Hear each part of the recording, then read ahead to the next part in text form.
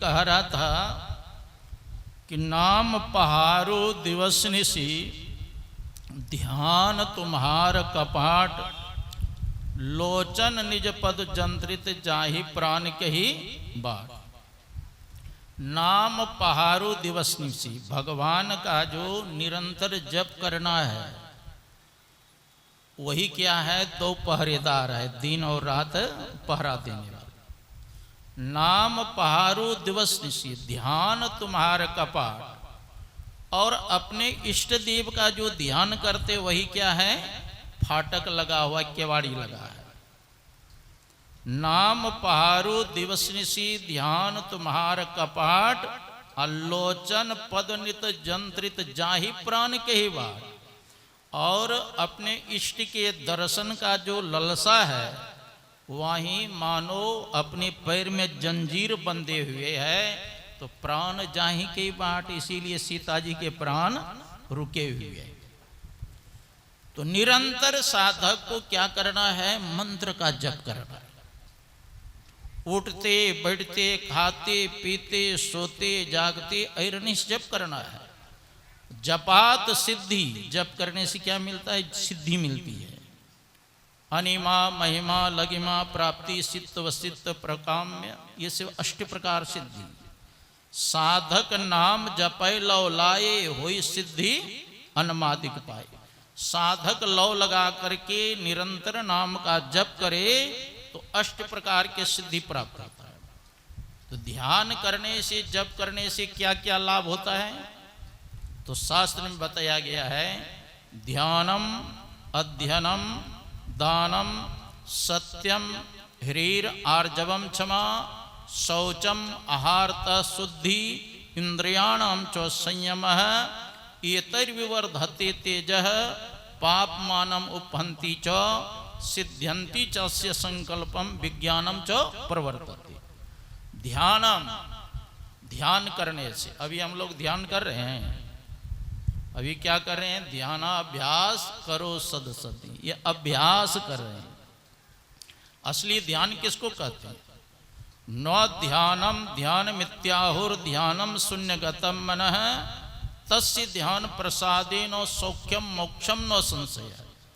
ध्यान को ध्यान नहीं कहते हैं, शून्यगत मन को ही ध्यान कहते हैं। उन्हीं के प्रसाद से सुख और शांति की उपलब्धि होता है। तो ध्यानम, ध्यान करना चाहिए। अध्ययनम, ध्यान करने वाले को साथ साथ अध्ययन भी करना चाहिए। जैसे गीता है, रामायण है, उपनिषद है, वेद है, संतवाणी का पाठ करना चाहिए। और ऐसे ग्रंथ का पाठ करें जिसमें कि ध्यान करने के लिए प्रेरणा मिले, है ना। ऐसे ग्रंथ का अध्ययन नहीं करना जिससे चित्त आपका विक्षिप्त हो जाए, है ना, और शांति पैदा कर दे, ऐसे ग्रंथ का अध्ययन नहीं करना चाहिए। तो अध्ययन करने से क्या होता है, मन एकाग्र होता है। जब मन एकाग्र होगा तो ध्यान करने में भी मन लगेगा, है ना। और जब ध्यान करेंगे तो मन और एकाग्र होगा, तो कुछ भी याद करेंगे तो शीघ्र याद हो जाएगा। इसीलिए भगवान बुद्ध ने कहा, ज्ञान बिना ध्यान नहीं, ध्यान बिना ज्ञान नहीं। जो ज्ञान और ध्यान दोनों रखते हो निर्वाण के समीप है, वही मोक्ष को प्राप्त कर सकते हैं। तो कहते हैं ध्यानम अध्ययनम और साथ साथ दानम, दान भी करना चाहिए। देखो धन की 3 गति, या तो दान करो या उपभोग करो, अंत में तो नष्ट होगा ही। और दान करने से संपत्ति बढ़ती है, घटती नहीं है ना। जब तक पुण्य कर्मों का फल नहीं मिला है तभी तक मानव पश्चाताप करते हैं। अब पुण्य कर्मों का जब फल मिल जाता है तो सोचता, आहा ये मैंने पुण्य किया है। शंकराचार्य जी महाराज एक बार भिक्षा करने के लिए गए, कहा भिक्षाम देही। तो उधर से बहुत एक बूढ़ी माई, बहुत गरीबनी थी, बाहर निकली। कहा महाराज आपको क्या भिक्षा दूं, मैं तो स्वयं भीख मांग करके खाती हूँ, कुछ है ही नहीं है। तो शंकराचार्य महाराज देखते हैं सचमुच में बहुत गरीबनी है। तो शंकराचार्य जी महाराज माँ लक्ष्मी की आह्वान की और कहा देखो माता जी ये बूढ़ी माँ बहुत गरीबी है, कृपा करो कुछ। लक्ष्मी माँ कहती है आप देखिए आप तो महापुरुष है ना, कभी जीवन में इन्होंने पुण्य कर्म किया है, दान पुण्य किया है? तो देखा शंकराचार्य सचमुच में कभी पुण्य कर्म नहीं किए। लक्ष्मी माँ चली गई। तब शंकराचार्य जी महाराज बूढ़ी माता से कहते कुछ दो हमको खाने के लिए। कहा महाराज क्या देंगे? कुछ नहीं। अरे कुछ भी तो दो, देखो घर में ढूंढ करके। जो घर में अंदर गई तो सूखा अमला मिला, है ना, सूखा जो अमला होता है, वही अमला को ला करके धो करके शंकराचार्य जी महाराज को दिए, सूखे अमला को। और शंकराचार्य जी महाराज उस अमला को भगवान को भोग लगा करके उसको ग्रहण कर लिया। और तब फिर लक्ष्मी माँ का आह्वान किया, लक्ष्मी माँ प्रकट हो गई। तब शंकराचार्य जी महाराज ने कहा देखिए माता जी इन्होंने पुण्य किया है। हाँ पुण्य किया है, महापुरुषों को कुछ खिलाया है। और लक्ष्मी माँ ने इतनी कृपा की कि मोती जवाहर हीरा से उसके घर को भर दी, है ना, कंगाली दूर हो गई। तो दान अवश्य करना चाहिए, है ना। जितना आपकी कमाई है उसमें से 10% उसको दान में धर्म में लगाना चाहिए, शुद्धि के लिए बताया गया। तो ध्यानम अध्ययनम दानम सत्यम, मनुष्य को सत्य बोलना चाहिए, जैसा कहते हैं वैसा ही करना चाहिए। साच बराबर तप नहीं, झूठ बराबर पाप, जाके हृदय साच है ताके हृदय आप। तो मनुष्य को सत्य बोलना चाहिए। देखिए सत्य के कारण से हरिश्चंद्र का नाम है ना, स्वप्न में उन्होंने एक ब्राह्मण को दान किया, राजपाट सब दान कर दिया। और जागृत अवस्था में आ गए विश्वामित्र के आपने दान किया है? कहा महाराज। तो जितने उसके राज्य था सब दान कर दिए। तो विश्वामित्र कहते हैं राज्य तो दान कर दिए लेकिन दक्षिणा कहाँ दिया? तो कहते हैं मंत्री से 500 मोहर दक्षिणा दीजिए कोष से निकाल के। का जब पूरा राजपाट दान कर दिए तो वो कोष तुम्हारा रहा कि मेरा हो गया? अलग से व्यवस्था करो नहीं तो रखो अपनी संपत्ति। तो स्वयं हरिश्चंद्र कालिया डोम के यहाँ बिक गए काशी में, पत्नी को पुत्र को ब्राह्मण के पास बेच के 500 मोहर। तब न हरिश्चंद्र का आज नाम है। अब कलयुग समाप्त होने के बाद जब सतयुग प्रारंभ होगा तो फिर हरिश्चंद्र ही राजा बनेंगे। देखो सत्य का, इसीलिए कहा मनुष्य को सत्य बोलना चाहिए। ध्यानम अध्ययनम दानम सत्यम ह्रीर, ह्री कहते हैं लज्जा। मनुष्य को लज्जावान होकर के रहना चाहिए, निर्लज बन करके संसार में नहीं रहना चाहिए। ह्रीर आर्जवम, आर्जव कहते हैं सरल। मनुष्य को सरल होना चाहिए। जितना सरल होंगे ना उतना ही संसार में आप पूजित होते हैं। जितना विनम्र होंगे, जितना नवेंगे, संसार भी आपकी पूजा करेंगे, है ना।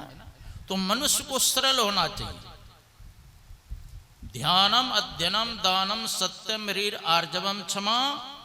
और कोई व्यक्ति गलती कर दिया है और आपके शरण आ गया है तो उसको क्षमा कर देना चाहिए, है ना। आर्जवम क्षमा। शौचम आहारता शुद्धि। शौचम मतलब होता है कि बाहर भीतर से पवित्र होना चाहिए। जैसे लघु शंका जाते हैं जल लेके जाना चाहिए। जिस हाथ से पंचू करते हैं 2-3 बार हाथ को मिट्टी से साबुन से मटिया लेना चाहिए।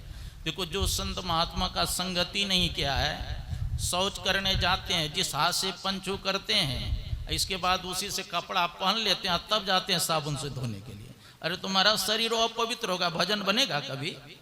हाँ, इसलिए बाहर भीतर से पवित्र होना चाहिए। शौचम आहारता शुद्धि, और शुद्ध भोजन करना चाहिए, सात्विक भोजन करना चाहिए, है ना। मांस मछली दारू शराब अंडा गंडा नहीं खाना चाहिए, तमोगुण भोजन है। अब देखो मैथिल ब्राह्मण थे ना रावण, राक्षस क्यों माना गया? यद्यपि देखो उनका पूर्वज कैसा था, भगवान नारायण के पुत्र हुए ब्रह्मा जी, अब ब्रह्मा जी के पुत्र हुए पुलस्त ऋषि, अब पुलस्त ऋषि के पुत्र हुए कुबेर, रावण, कुंभकर्ण और विभीषण। तो दो भाई तो भगवान के भक्त, जो सबसे बड़े थे कुबेर और सबसे छोटा विभीषण। लेकिन रावण कुंभकर्ण राक्षस क्यों कहलाया? क्योंकि आहार उसका शुद्ध नहीं था, महिष खाए और मदरा पाना, गरजे वज्र घात समाना, भैंसा का मांस खाता था, शराब पीता था, इसीलिए राक्षस कहलाया। तो ये सब भोजन नहीं करना चाहिए। आहार तो शुद्धि, इंद्रिया नाम जो संयम है, और इंद्रियों का संयम करना चाहिए।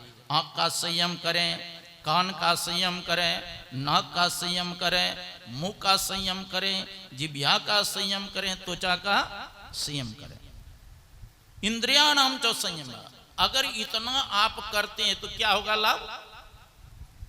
एतैर्विवर्धते तेज, आपका शरीर का तेज बढ़ेगा। एतैर्विवर्धते तेज, पाप मानव उपहंति चो, आपका पाप नष्ट होने लगेगा। सिद्ध्यंति चास्य संकल्प, और आपका संकल्प सिद्ध होने लगेगा। विज्ञानम च प्रवर्तते, आपका अनुभव ज्ञान, आपका आत्मज्ञान बढ़ने लगेगा। इसीलिए साधक को निरंतर जप ध्यान में अपने मन को लगाना चाहिए।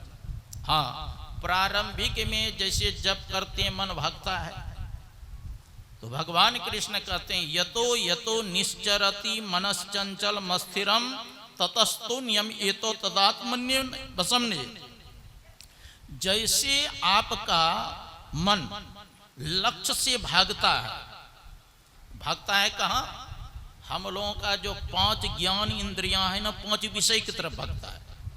आंख रूप के तरफ, कान शब्द के तरफ, नाक गंध दुर्गंध के तरफ, जिह्वा रसास्वादन के तरफ, और त्वचा स्पर्श कर, यही 5 विषय के तरफ जो भाग रहा है।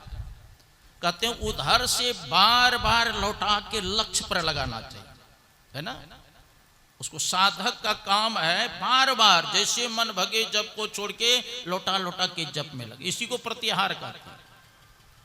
गुरु महाराज भी कहते हैं जहां जहां मन भगी जाए तहां तहां से तत्क्षण फेर फेर ले आए लगाए देह में आप। जैसे मन भगे जप को छोड़ के लौटा लौटा के जप में लगाना चाहिए, इसी को प्रत्याहार कहते हैं, है ना। तो निरंतर जप करते रहना चाहिए। गुरु महाराज कहते सर्वक्षण गुरु मन जौ में ही रहे हो, निश्चय ही निर्वाण हो, संत सब कहे। सर्व क्षण, प्रत्येक क्षण अगर जप करेंगे तो एक न एक दिन निर्वाण अर्थात मोक्ष पद को प्राप्त करेंगे। तो निरंतर जप करना चाहिए। हम लोगों के 24 घंटा में कितना बार श्वास चलता है? गोरखनाथ जी महाराज कहते हैं 600 सहस 2100 जाप अनहद उपजे आपे आप। 24 घंटा में 21,600 श्वास चलता है।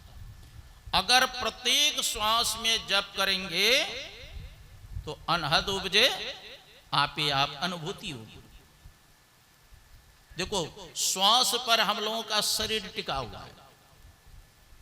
बैठत 12, चलत 18, सोबत पूरे 30, अब मैथुन में 64 चले कब भजियो जगदीश। जब हम लोग स्थिर होकर के बैठते हैं तो 1 मिनट में कितना बार श्वास चलता है? बैठत 12 बार। और चलते हैं तो 1 मिनट में 18 बार श्वास चलता है। और सो जाते हैं कुंभकर्ण के तरह खरटा मारते हैं तब तो 1 मिनट में 30 बार श्वास चलता है। हम मैथुन में 64 चले कब भजो जग। हमारा श्वास पर यह शरीर टिका हुआ।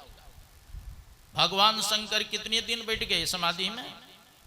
शंकर सज स्वरूप समाहारा, लागी समाधि अखंडा पार। भगवान शंकर अखंड समाधि में चले गए। कितना दिन?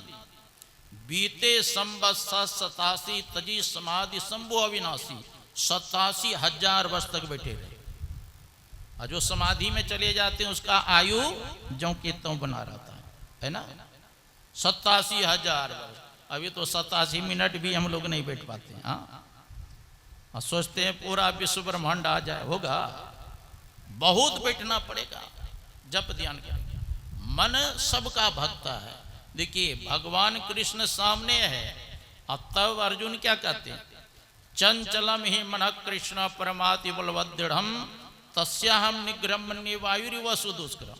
ये प्रभु मन इतना चंचल है, जैसे कि वायु को बस में करना बड़ा मुश्किल है, उसी प्रकार मन को नियंत्रण करना बहुत मुश्किल है।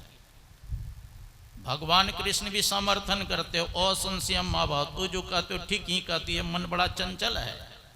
तब अर्जुन पूछते हैं तो क्या प्रभु ये मन बस में नहीं होता है? कहाँ होता है? कहा कैसे? का अभ्यासे नो तो कौनते यो वैराग्य नो चोगृहति। अभ्यास और वैराग्य द्वारा ये मन बस में होता है। एक ही कार्य को बार बार करने का नाम क्या है? अभ्यास है।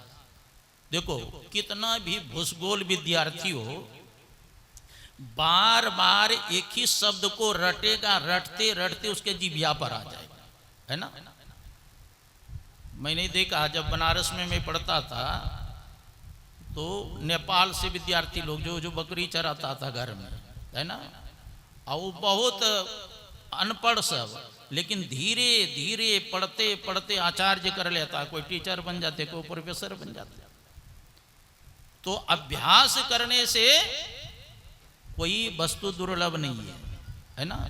हिम्मते मर्द मर्दते खुदा, हिम्मत होगा तो कुछ भी कर सकते, है ना, लेकिन संकल्प होना चाहिए। तो मन जैसे भागता है, कहते बार बार लौटा करके जप में लगा। जप करते करते मन आपका स्थिर हो जाए तो जप से संबंध इष्ट का ध्यान करेंगे। जिसका हम ध्यान करेंगे उसके अंदर जो गुण होगा वो आपके अंदर आएगा। जैसे एकलव्य ने द्रोणाचार्य का ध्यान किया तो द्रोणाचार्य के अंदर जो गुण था एकलव्य के अंदर आ गया कि नहीं? सारी शस्त्र विधि आ गया। हम भी अपने इष्ट का ध्यान करेंगे, उसके अंदर जो गुण होगा वो आएगा। गुरु महाराज कहते सतगुरु सतगुरु नितहि पुकारत छीजत पाप समुदहे असदगुरु रूप ही में धारत काम क्रोध मद लोभ। सदगुरु के हृदय में अंदर में न काम है, न क्रोध है, न लोभ है, न मोह है, न मद है, न मत्सर्य है, विकार से रहित है। उसका हम ध्यान करेंगे तो हमारे हृदय भी विकार से रहित हो जाएगा। इसीलिए तुलसी साहब ने कहा दिल का हुजरा साफ कर जाना को आने के लिए, ध्यान गैरों का उठा उसको बिठाने के लिए। अपने इष्ट को अगर हृदय में बैठाना चाहते हैं तो हृदय रूपी कोठरी को पवित्र करना। इसीलिए भगवान राम कहते निर्मल मन जन सो मोहि पावा मोहि कपट छल छिद्र न भावा।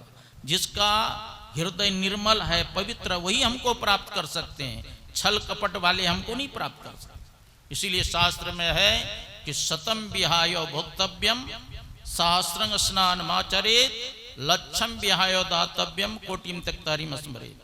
100 काम को छोड़ के भोजन करना चाहिए, क्योंकि गुरु महाराज के प्रवचन में है कि बहुत भूख लगने पर अगर समय पर भोजन नहीं करेंगे तो शरीर में पित्त हो जाता है। अब भूख नहीं है, जबरदस्ती भोजन करेंगे फिर भी रोग होगा। इसीलिए 100 काम को छोड़ के समय पर भोजन करेंगे तो स्वास्थ्य ठीक रहेगा। 1000 काम को छोड़ के स्नान करना चाहिए, स्नान करने से मस्तक ठंडा रहता है, भजन बनता है। 1,00,000 काम को छोड़ करके दान करना चाहिए। मैंने महाभारत में पढ़ा कि कोई व्यक्ति आपके पास मांगने आ गए और आपने कुछ नहीं दिया तो मांगने वाले व्यक्ति यूं ही लौट के नहीं चला गया, आपका पुण्य लेकर चला जाएगा और अपना पाप आपके पास छोड़ देगा। इसलिए 1,00,000 बराबर काम हो, कोई मांगने आ जाए, शक्ति के अनुसार अवश्य दान करना चाहिए, पात्र देख के। और अंतिम का कोटिम त्यक्तारिम स्मरेत, करोड़ों काम को छोड़ के भगवान का भजन करना, यही सबसे महत्व है ना। असली विपत्ति और असली संपत्ति क्या है? हम लोग संपत्ति सोचते हैं 2-4 करोड़ रुपया हो जाए तो बड़े धनवान हो जाएंगे, और 2-4 करोड़ का नुकसान हो जाए तो क्या कहते हैं हमारे ऊपर तो विपत्ति का पहाड़ टूट गया। लेकिन महापुरुषों ने इसको असली संपत्ति, इसको असली विपत्ति नहीं कहा। विपदो नैव विपदः संपदो नैव संपदः विपद विस्मरणम विष्णु संपन्न नारायण स्मृति। विपदो नैव विपदो, वह विपत्ति विपत्ति नहीं है जिसको हम लोगों ने मान रखा है। वह संपत्ति संपत्ति नहीं है जिसको हम लोगों ने मान रखा है। असली संपत्ति क्या है? भगवान का चिंतन करना, उसका स्मरण करना, उनका ध्यान करना, यही असली संपत्ति है। अब भगवान को विस्मृत हो जाना, उसका नाम का चिंतन नहीं करना, ध्यान नहीं करना, यही क्या है? असली विपत्ति है। तो हम लोगों को संतों और अंतिम का कोटिम त्यक्तारिम स्मरे, करोड़ों काम को छोड़ के भगवान का भजन करना सबसे महत्व ही है ना। तो संतों से युक्ति जान करके हम लोगों को एक नाम का जप करें, एक रूप का ध्यान करें, बिंदु ध्यान करें, नाद ध्यान करें, तो हम लोगों का परम कल्याण होगा। इसलिए मनुष्य शरीर मिला है। प्रहलाद ने दैत्य बालकों से कहा था, कौमारम आचरित प्राज्ञो धर्मान भागवतान्य दुर्लभम मानुषम जन्म तदप्यं दुर्मतम। दैत्य बालों को बुढ़ापे और जवानी के भरोसे मत रहो, जब से होश हो जाए तब से ईश्वर भक्ति में लगे रहें, तो हम लोगों का परम कल्याण होगा। बोलिए श्री सद्गुरु महाराज की जय।